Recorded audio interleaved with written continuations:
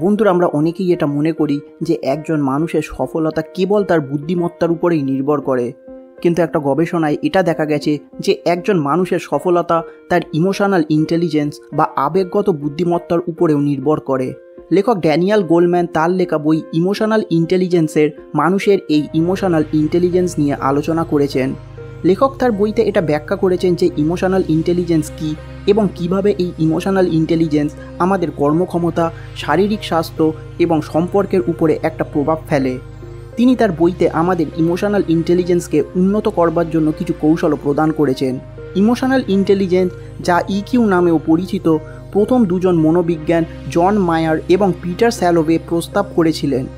লেখক Daniel Goleman এই দুই মনোবিজ্ঞানীর সাথে একমত এবং তিনি যুক্তি দিয়ে এটা বলেছেন যে ইমোশনাল ইন্টেলিজেন্স 5টা জিনিস দিয়ে গঠিত হয়, যেমন একজনের আবেগ জানা, আবেগ পরিচালনা করা, নিজেকে অনুপ্রাণিত করা, অন্যের আবেগকে স্বীকৃতি দেওয়া এবং সম্পর্ক পরিচালনা করা। লেখক একজন সুপরিচিত আমেরিকান মনোবিজ্ঞানী। তিনি আমেরিকান সাইকোলজিক্যাল অ্যাসোসিয়েশনের সর্বোচ্চ সম্মানের 4 বার প্রাপক। এর সাথে তিনি সাইকোলজিক্যাল অ্যাসোসিয়েশনের লাইফ টাইম কেরিয়ার অ্যাওয়ার্ডেরও প্রাপক। লেখক ফাদার অফ ইমোশনাল ইন্টেলিজেন্স হিসাবেও পরিচিত। তিনি বছরের পর বছর এটা নিয়ে গবেষণা করেছেন যে ইমোশনাল ইন্টেলিজেন্স আমাদের জীবনকে কিভাবে প্রভাবিত করে। উদাহরণস্বরূপ, স্বাস্থ্যের ক্ষেত্রে গবেষণায় এটা দেখা গেছে যে যারা তাদের আবেগকে নিয়ন্ত্রণ করতে জানে তারা বাস্তবে শান্ত এবং সচেতন, অর্থাৎ এই ধরনের মানুষদের একটা উচ্চ ইমোশনাল ইন্টেলিজেন্স আছে। এই জিনিসটা তাদের জন্য একটা অনন্য এবং উল্লেখযোগ্য স্বাস্থ্য সুবিধা সুরক্ষিত করে। স্বাস্থ্যের পাশাপাশি ইমোশনাল ইন্টেলিজেন্স আমাদের সম্পর্ক এবং কর্মক্ষেত্রেও একটা গুরুত্বপূর্ণ ভূমিকা পালন করে। সম্পর্কের ক্ষেত্রে মানুষ যদি সবসময় আবেগপ্রবণ হয়ে পড়ে তাহলে তারা একটা চাপ অনুভব করতে পারে এবং সেই ক্ষেত্রে তাদের দৈনন্দিন কাজগুলো তখন সম্পন্ন করতে তাদের আরও চ্যালেঞ্জের সম্মুখীন হতে হবে।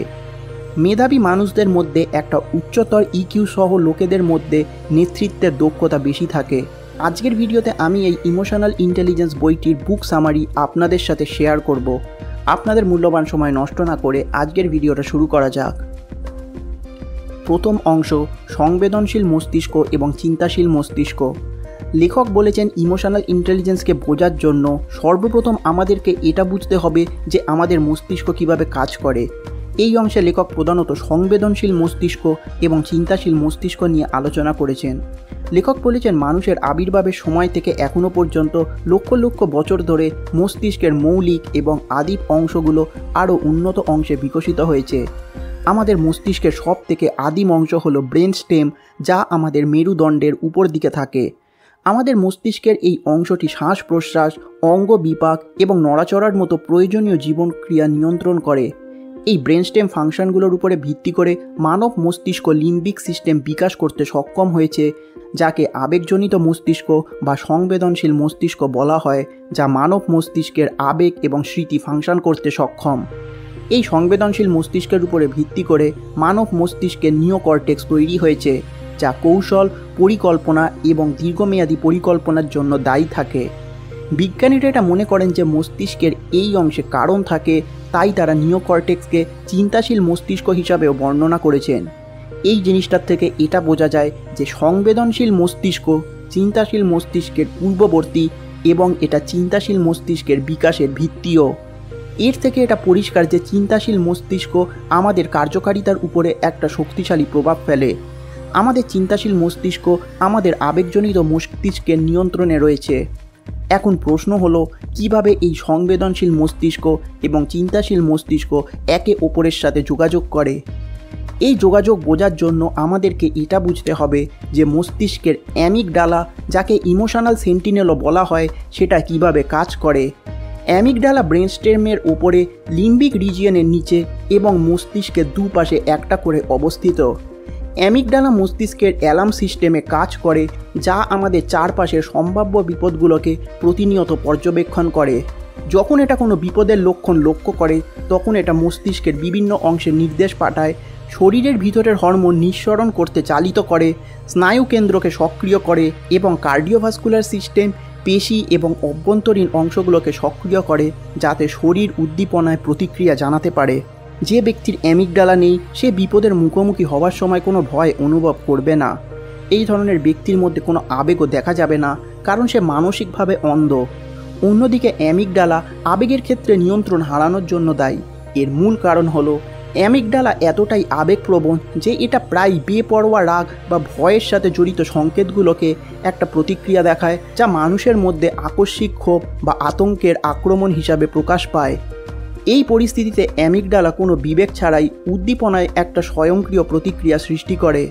মনোবিজ্ঞানী জোসেফ লেডক্স এটা আবিষ্কার করেছেন যে চোখ বা কান থেকে সংবেদনশীল সংকেত প্রথমে থ্যালামাসে পৌঁছায়। সেখান থেকে সিগন্যালটি দুটো পথে যায়। প্রথম পথটি সিগন্যালকে সরাসরি অ্যামিগডালার দিকে নিয়ে যায় এবং দ্বিতীয় পথটি প্রথমে চিন্তাশীল মস্তিষ্ক, তারপরে নিওকর্টেক্স এবং অবশেষে সেখান থেকে অ্যামিগডালায় পৌঁছায়। প্রথম পথটি দ্রুত কারণ এটা চিন্তাশীল মস্তিষ্ককে বাইপাস করে। সংবেদনশীল সেন্টিনেল হওয়ার পাশাপাশি অ্যামিগডালা মানসিক স্মৃতির জন্য দায়ী। এটা নির্দিষ্ট পরিস্থিতিতে আমাদের আবেগগুলোকে রেকর্ড করে এবং অনুরূপ কোনো ঘটনা ঘটলে সেই ঘটনার সময় আমরা কীরকম অনুভব করছি সেটা স্মরণ করিয়ে দেয়। এই জিনিসটা অতিরিক্ত প্রতিক্রিয়া বলে মনে হলেও এটা প্রতিক্রিয়াহীন হওয়ার থেকে ভালো, কারণ এটা মানুষের বেঁচে থাকার জন্য উপকারী। আমরা এটাও দেখেছি যে বেশিরভাগ লোকেরাই বাস্তব জীবনে প্রতিটা বিপদের জন্য সবসময় আবেগ প্রকাশ করে না। এর মূল কারণ হলো মানুষের চিন্তাশীল মস্তিষ্কের প্রিফ্রন্টাল লব অ্যামিগডালা থেকে আবেগপ্রবণ প্রতিক্রিয়াকে দমন করে। এই জিনিসটা আমাদেরকে থ্যালামাস থেকে বেরিয়ে আসা সিগন্যালগুলোর দিকে চালিত করে, যা দ্বিতীয় পথ ধরে ভ্রমণ করে। এই দ্বিতীয় পথটি হলো যা আগে উল্লেখ করা হয়েছে, অর্থাৎ এই সিগন্যালগুলো অ্যামিগডালায় পৌঁছানোর আগে নিওকর্টেক্সের প্রিফ্রন্টাল কর্টেক্স দিয়ে যায় এবং এই প্রিফ্রন্টাল কর্টেক্স সিগন্যালগুলোকে বিশ্লেষণ করে, প্রতিক্রিয়াগুলোকে সংশোধন করে এবং অ্যামিগডালাকে সেই অনুযায়ী কাজ করাবার জন্য নির্দেশ দেয়। একবার যখন আমরা এটা বুঝতে পেরেছি যে প্রিফ্রন্টাল লোব কিভাবে কাজ করে, এরপর লেখক এটা নিয়ে আলোচনা করেছেন যে কিভাবে আমরা আমাদের আবেগের উপরে নিয়ন্ত্রণ হারিয়ে ফেলি। লেখক বলেছেন আমরা আবেগপ্রবণভাবে প্রতিক্রিয়া দেখাই যখন চিন্তাশীল মস্তিষ্ক সংবেদনশীল মস্তিষ্ককে নিয়ন্ত্রণ করতে ব্যর্থ হয় এবং পরিবর্তে সেটাকে মেনে চলে। আমাদের চিন্তাশীল মস্তিষ্ক যখন আবেগপ্রবণ মস্তিষ্কর সাথে সমন্বয় সাধন করে তখন আমরা মানসিকভাবে স্থিতিশীল অনুভব করি। এই জিনিসটা আমাদের অধ্যয়ন এবং দৈনন্দিন কর্মক্ষেত্রের জন্য অত্যন্ত তাৎপর্যপূর্ণ। উদাহরণস্বরূপ স্নায়ুবিজ্ঞানীরা এটা দেখেছেন যে উদ্বেগ এবং ক্রোধের মতো শক্তিশালী মানসিক সংকেতগুলো নিউরোস্ট্যাটিক তৈরি করে, যা প্রিফ্রন্টাল লোবের কার্যকারী স্মৃতি ধরে রাখার ক্ষমতাকে ব্যাহত করে, যার ফলে গভীরভাবে চিন্তা করা কঠিন হয়ে ওঠে। এই কারণে ক্রমাগত মানসিক কষ্ট একটা শিশুর শেখার ক্ষমতাকে ব্যাহত করতে পারে। উপরন্তু যদি একজন শিশুর সামনের কর্টেক্স প্রতিবন্ধী হয় তাহলে তারা তাদের মানসিক মস্তিষ্ক নিয়ন্ত্রণ করতে পারে না, যার ফলে তাদের মধ্যে আবেগ, উদ্বেগ এবং আত্মনিয়ন্ত্রণের একটা অভাব দেখা যায়। এর পরের অংশে লেখক ইমোশনাল ইন্টেলিজেন্সের প্রকৃতি নিয়ে আলোচনা করেছেন। দ্বিতীয় অংশ ইমোশনাল ইন্টেলিজেন্সের প্রকৃতি।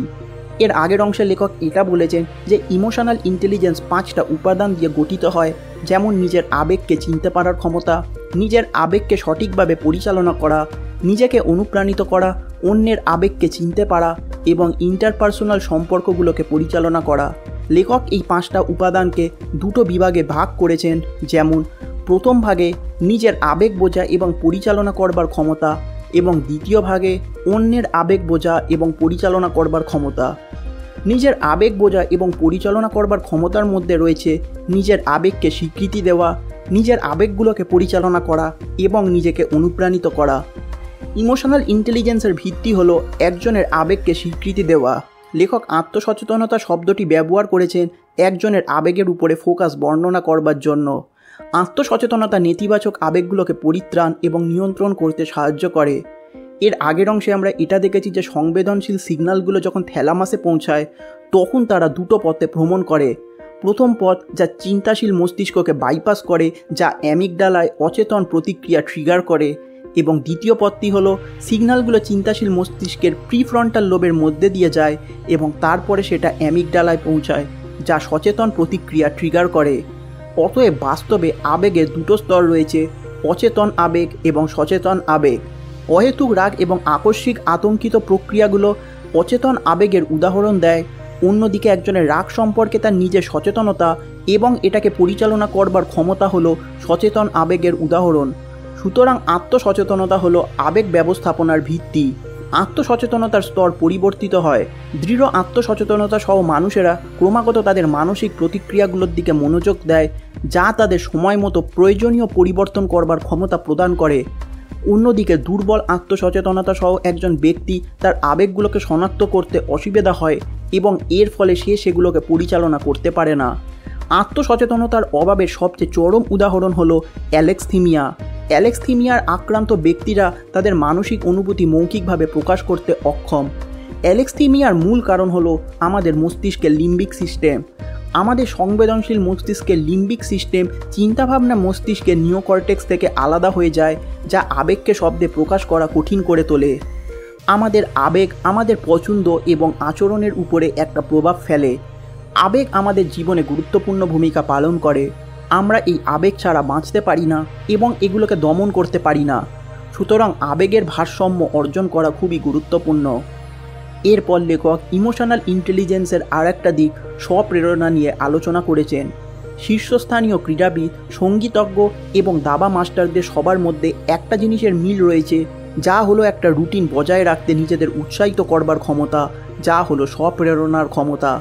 তারা যা করে তাতে পারদর্শী হওয়ার জন্য এই ক্ষমতা তাদের জন্য অত্যন্ত গুরুত্বপূর্ণ।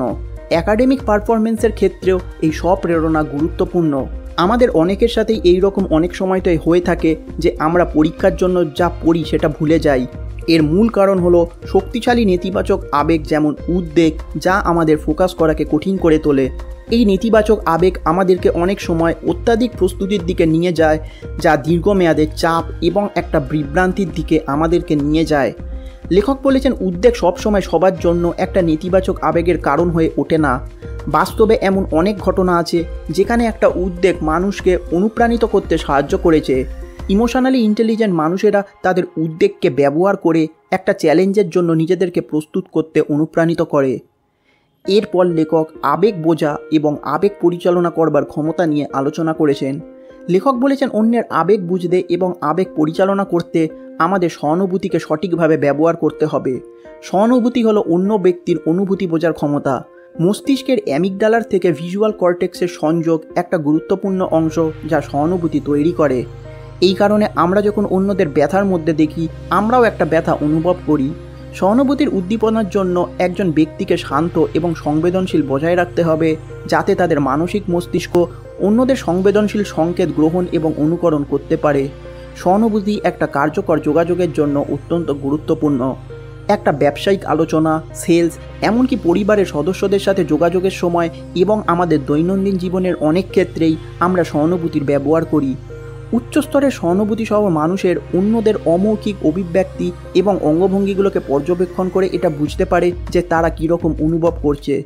সহানুভূতির সাহায্যে আমরা অন্যদের আবেগ বুঝতে পারি এবং তারপরে আমাদের বোঝার উপরে ভিত্তি করে আমরা তাদের আবেগগুলোকে প্রভাবিত করবার চেষ্টা করি। লেখক বলেছেন যে অন্য ব্যক্তির আবেগকে কার্যকরভাবে সামঞ্জস্য করবার ক্ষমতা হলো একটা সম্পর্ক গড়ে তোলার চাবিকাঠি এবং এই ক্ষমতা আমাদের নিজেদের আবেগ পরিচালনা করবার ক্ষমতার উপরে নির্ভর করে। এর পরের অংশে লেখক এটা নিয়ে আলোচনা করেছেন যে কিভাবে আমরা ইমোশনাল ইন্টেলিজেন্সের উন্নতি করতে পারি। তৃতীয় অংশ, কিভাবে ইমোশনাল ইন্টেলিজেন্সের উন্নতি করা যায়। লেখক বলেছেন, ইমোশনাল ইন্টেলিজেন্সকে আমরা দুরকমভাবে উন্নতি করতে পারি।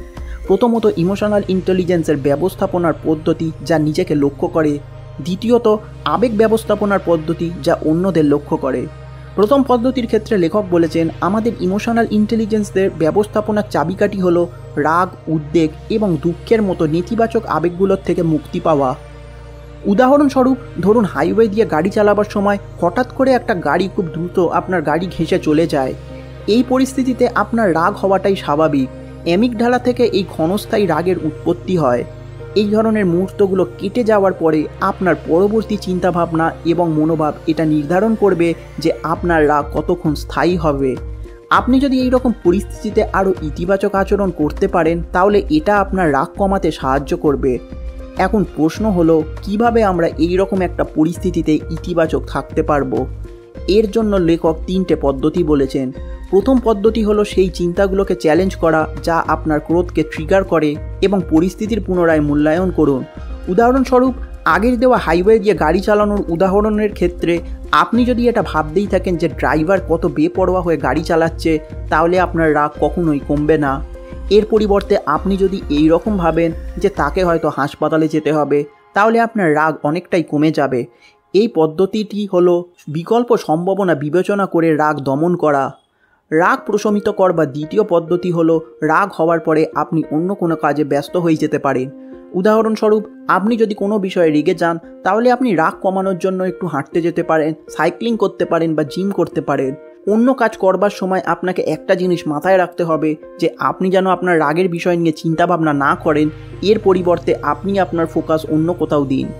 বই পড়া বা সিনেমা দেখার মাধ্যমেও আপনি আপনার রাগকে কমিয়ে আনতে পারেন। রাগ প্রশমিতকর বা তৃতীয় পদ্ধতি হলো যেই বিষয়গুলো নিয়ে আপনার রাগ হয়, আপনাকে সেগুলো চিহ্নিত করতে হবে এবং লিখতে হবে, অর্থাৎ আপনাকে আত্মসচেতনতা প্রয়োগ করতে হবে। এই পদ্ধতিটি হলো আমাদেরকে আবেগ সম্পর্কে সচেতন হতে সাহায্য করে এবং আমাদেরকে আরও প্রশ্ন করবার জন্য প্রস্তুত করে এবং আমাদের রাগান্বিত চিন্তাগুলোকে পুনরায় মূল্যায়ন করে। এরপর লেখক অন্যদের লক্ষ্য করে এমন আবেগ ব্যবস্থাপনার পদ্ধতি নিয়ে আলোচনা করেছেন। আমরা আগের অংশে এটা শিখেছি যে সহানুভূতি হলো অন্যের আবেগ বোঝার ভিত্তি। যেহেতু সহানুভূতি প্রায় শৈশবে তৈরি হয়, তাই বাবা মায়ের উপরে এটা নির্ভর করে যে তারা তাদের সন্তানদের ভিতরে কতটা সহানুভূতি বিকাশ করতে পারবে। লেখক বলেছেন একজন শিশুর ভিতরে সহানুভূতি গড়ে তোলার জন্য তাদের পিতামাতাদের শিশুদেরকে এটা বলতে হবে যে তাদের আবেগকে সহানুভূতিশীলভাবে বিবেচনা করা হবে, গ্রহণ করা হবে এবং তাদের সহানুভূতি গড়ে তোলার জন্য তাদেরকে প্রতিক্রিয়া জানাতে হবে। কর্নেল ইউনিভার্সিটির মনোবিজ্ঞানী ড্যানিয়েল স্টান এই প্রতিক্রিয়াটিকে অ্যাটিউনমেন্ট বলেছেন। শৈশবকালে একজন শিশু যদি পিতামাতার থেকে মানসিক দূরত্বে থাকে, তাহলে সেই শিশুর মধ্যে একটা নেতিবাচক প্রভাব দেখা যায়। প্রাপ্তবয়স্ক হওয়ার পরে শিশুটি একাকী, আবেগগতভাবে স্নায়বিক এবং মেজাজহীন হতে পারে। বন্ধুরা, আজকের ভিডিওটা আমি এখানেই শেষ করছি। আপনারা যদি এই বইটা ডিটেলসে পড়তে চান, তাহলে নিচে দেওয়া লিঙ্ক থেকে আপনারা এই বইটা কিনতে পারেন। আশা করি ভিডিওটা আপনাদের ভালো লেগেছে। যদি ভালো লেগে থাকে তাহলে ভিডিওটিকে লাইক করে দিন এবং চ্যানেলটিকে সাপোর্ট করবার জন্য সাবস্ক্রাইব করে দিন। ধন্যবাদ।